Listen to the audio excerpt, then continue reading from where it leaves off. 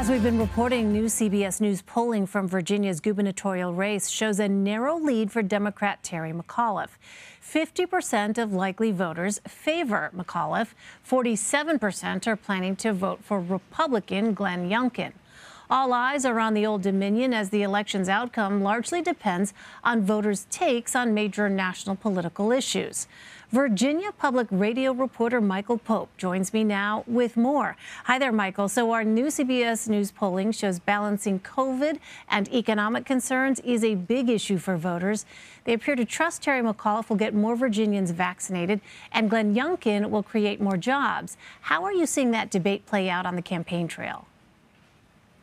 Well, Democrats and McAuliffe have really tried to double down on the COVID argument, saying that they would be best to handle the ongoing pandemic. And, the topic of vaccine mandates has certainly been a dividing point in the campaign. McAuliffe and the Democrats are in favor largely of vaccine mandates. Youngkin and the Republicans are not.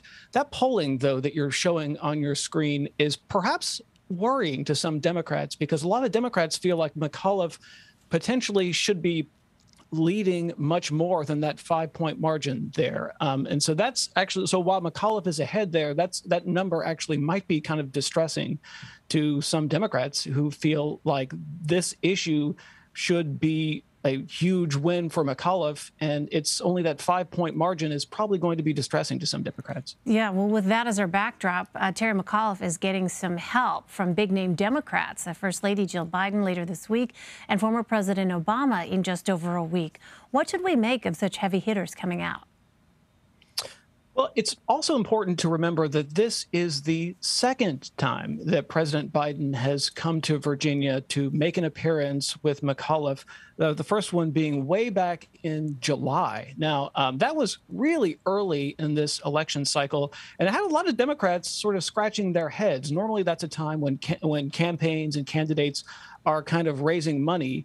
So for Biden to make this visit in July was out of the ordinary. Republicans were trying to spin the narrative that that was somehow a show of desperation.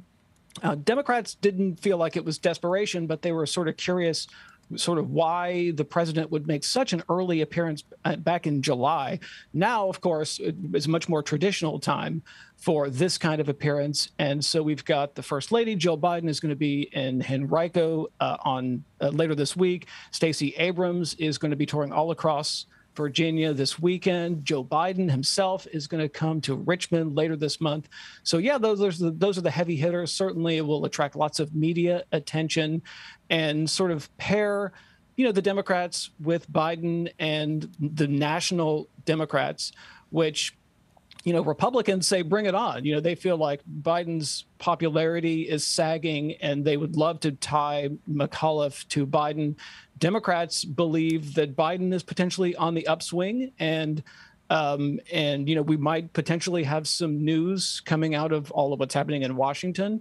And so, the Democrats feel like they want to attach themselves to Biden and his popularity. And that's exactly what we're going to see transpire in the next few weeks. Well, Republican Glenn Youngkin told a conservative talk radio host today that education is a top issue for Virginia parents and that they are, quote, absolutely angry about what's happening in public school systems. Did he clarify what exactly he meant by that?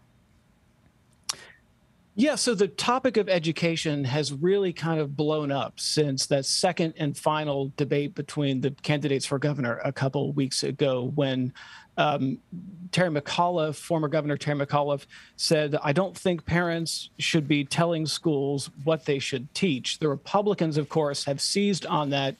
And Glenn Youngkin has sort of retooled his campaign around that to be critical of that. He used to talk about getting rid of the grocery tax, for example. That's all gone. He doesn't really talk about the grocery tax anymore. And he's sort of retooled his campaign to be about this issue.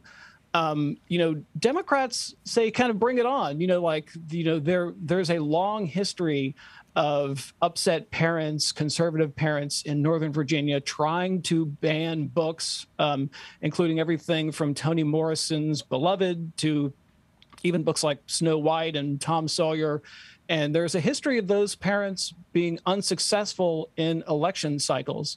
So, Northern Virginia is the population center of Virginia, and it's, possible that that could tip the balance in the race. So, I mean, Republicans feel they've really got an issue they can press hard on. Democrats feel like the Republicans might not be able to make that argument to voters. Yeah, it'll be really fascinating to see ultimately what does animate voters on both sides, because, of course, I mean, we always say it's cliche, but really it's about the turnout here. So we'll be watching closely. Michael Pope, good to have you. Thank you very much. Thank you.